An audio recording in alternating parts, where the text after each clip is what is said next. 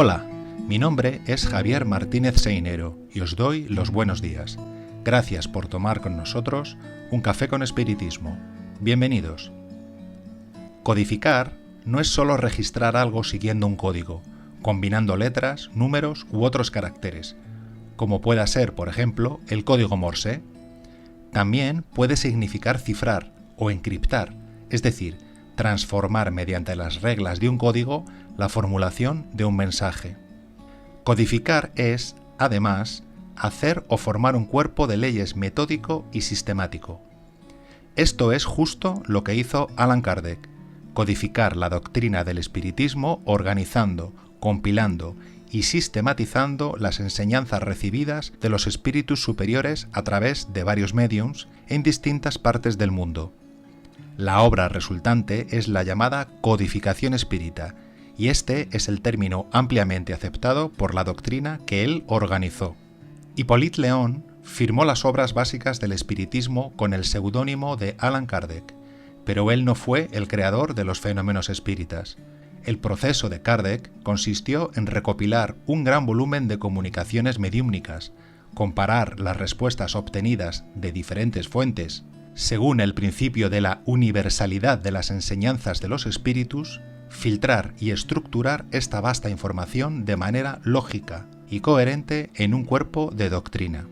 Kardec no se presentó como el receptor de una verdad revelada única, ni el autor de la doctrina, sino como el codificador de las enseñanzas que la propia espiritualidad superior dictaba. No fue una revelación personal. Él actuó como un metodólogo y pedagogo, dada su formación, aplicando el método experimental para establecer la coherencia de los mensajes. El conjunto de sus 5 obras fundamentales establece los principios, leyes y directrices del espiritismo, de forma similar a un código legal o moral que sistematiza un conjunto de reglas. Hay quien dice que no es codificación. Las objeciones al término, aunque minoritarias en el contexto espírita, suelen surgir de interpretaciones sobre la naturaleza del proceso o por preferencias semánticas. Algunos argumentan que al provenir los principios directamente de entidades espirituales superiores, la obra debería considerarse más una revelación o un cuerpo revelado y no una simple codificación, que en un sentido estricto puede implicar solo la organización de leyes ya existentes o conocidas. La respuesta ante este argumento es que la doctrina espírita se acepta como de triple aspecto: ciencia, filosofía y moral. Se considera una revelación de la naturaleza a través de la mediumnidad, pero el trabajo de Kardec fue el de dar forma de código o sistema a esa revelación para hacerla comprensible y metódica. Otros detractores del término pueden querer destacar que la autoría real fue de los espíritus y el rol de Kardec fue secundario, prefiriendo llamarla la doctrina de los espíritus en lugar de la codificación de Kardec. Personalmente considero que esto es un matiz, pues el término codificación espírita honra su trabajo de sistematización sin negar la autoría de los espíritus. La serie de 5 libros principales, el libro de los espíritus, el libro de los médiums, el Evangelio según el espiritismo, el cielo y el infierno y la Génesis, es universalmente reconocida dentro del movimiento espírita como la codificación, que sirvió para asentar las bases del espiritismo como una doctrina estructurada.